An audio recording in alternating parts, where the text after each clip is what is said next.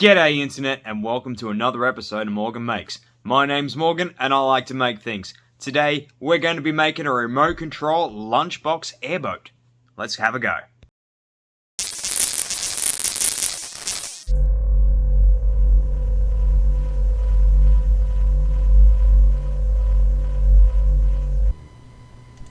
Okay, and here we have a pool noodle. We added a marker in the middle. It's only about half a pool noodle, I had to cut it down a bit. We're going to add some zip ties in the middle. We had 3 here.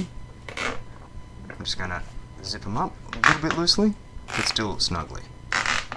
1, 2, and 3. They go on there like that, around the middle. Takes 250 mil of 20 mil conduit and strangle that in the sides with some more zip ties. Really get it in there. This will give the noodle some rigidity at the ends. Do the same for the other side. Let that down. Alright, that's the first bit done. Then we'll cut the zip ties to length. The 3D printing aficionados out there may recognise those snippers. Yep, we just snip them off. And that is the outer part of the body done. Alright, we'll thread a zip tie through those first 3 there, like that, and we'll take our lunchbox. Open up our lunchbox and we're going to mark some holes to drill out. I drilled these out with a 8mm bit, and that allowed plenty of space for the zip tie to pass through them. And we're going to be drilling out the little handle parts of the lunchbox. It's got these little wings on the side that will allow me to drill through it and not actually compromise the lunchbox's water holding ability.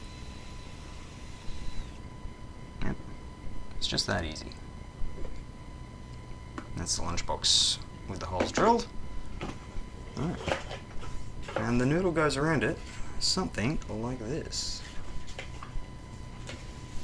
There we go. Now it's starting to take shape.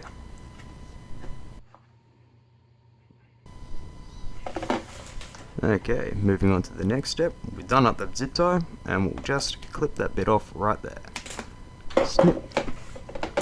That's now on there like that. Put some zip ties in the back holes and we're going to loop these over and zip tie the backs of the pool noodles to the rear of the lunchbox, thus creating a boat shape. And it wasn't as easy as I thought doing it behind the camera with one hand. So with the magic of editing, here we go. Snip, snip, and that is our boat shape. It weighs about 100 grams and is actually really sturdy considering it's made out of a pool noodle and zip ties. That's a good place to start, I think. Alright, now moving on to some 3D printed components. These are going to be the arms that hold up the motors. And I did a little bit of a miscalculation. They're only just big enough to fit on the lid and not far enough back as I'd like. So I made this little chock is going to sit them in there, reorientate the arms that are already printed. Now they're further apart and we have a narrower footprint to attach to the lid. That's how that's going to look. That goes on there like that. And I'm just going to drill through the 3D print and attach it with some bolts and some silicone to the lid. Okay, it's just an old drone motor I've got. An old drone controller that I've got. The receiver. And my transmitter. Bought myself a present. Alright, just going to mark some holes.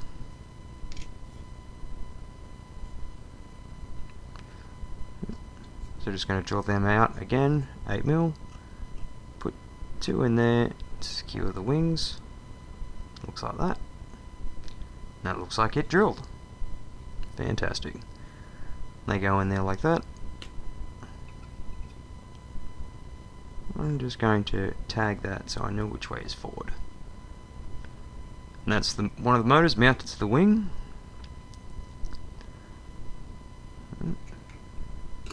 Goes there like that. Gonna mark some holes. A lot of marking holes for this one. Who needs a tape measure? It's a fancy word for hammer. And that's what it looks like, glued and screwed. So I've got some silicone on there, so it'll stop the water hopefully from falling in through the bolt holes. I've got the motors mounted, a little bit of excess lead on there. Just using some electrical lead that I had lying around. It's got 3 cores, why not? Seems to work. Should be able to carry the amps just fine. It's rated for 240 at 10 amps. Alright, that's the controls rigged up to a bit of a terminal block. Got lucky, I had these Wagos lying around. I love Wagos, they're so handy. Alright, and that's the receiver hooked up.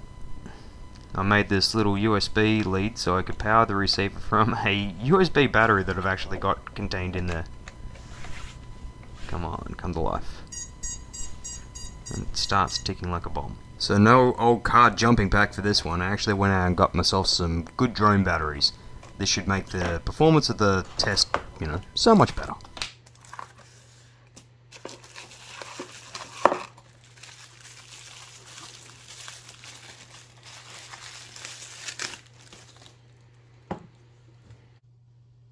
Oh yeah, that's very nice. Nice. So how are you going to charge them? Alright. Do you have a charger? 2 days later.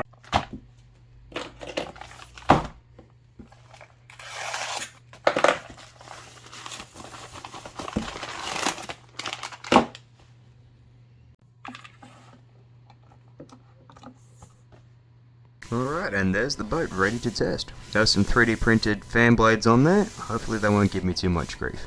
Alright, let's go test.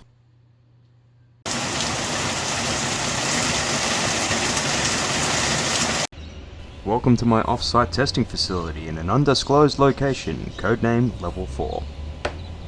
I'd honestly hoped after all that rain I'd be able to find some puddles here deep enough to get this to work, but alas no. So let's see how it goes across concrete. Truly my finest work today. All this rain and humidity equated to some pretty poor efforts at 3D printing these fan blades, and as you can see they turned out really stringy and fuzzy, and I'm not surprised at all that they broke. So let's come up with a different solution. New sets of blades taken from an old toy drone, let's see how they go. So anytime I actually thought about going outside to test this thing, it would just start hammering down with rain. So I'd like to thank my mate Oscar who allowed me to use the bottom of his spa bath here in his backyard to test this thing undercover. Let's have a look.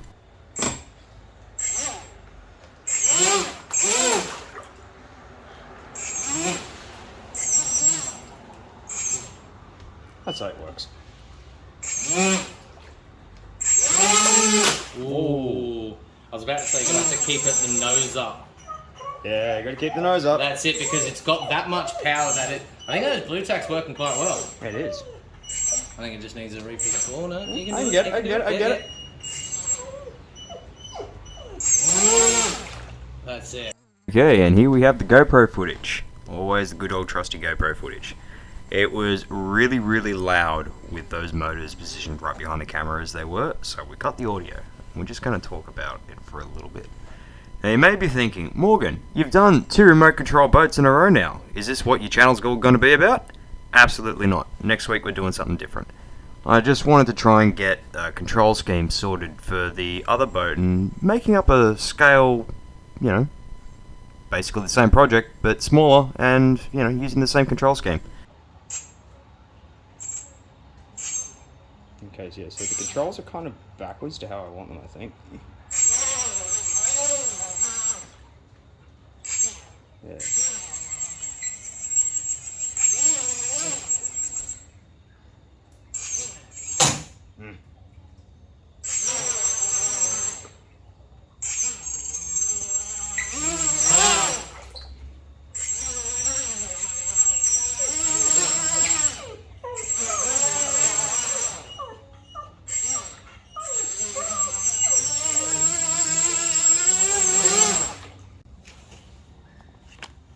Just a little bit of water inside the actual boat there, a couple of drops on the batteries, but, overall, not too bad.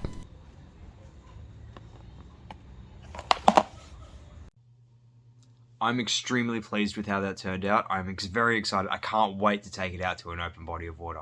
I'm very, very happy with this. It's so much more exciting than the big old slow boat. Anyway, That concludes this episode of Morgan Makes. Thanks for sticking around. If you could like and subscribe, it'd mean the world to me. It'd help more viewers find my channel. Anyway, thanks for watching. I hope you have a fantastic day. Take it easy.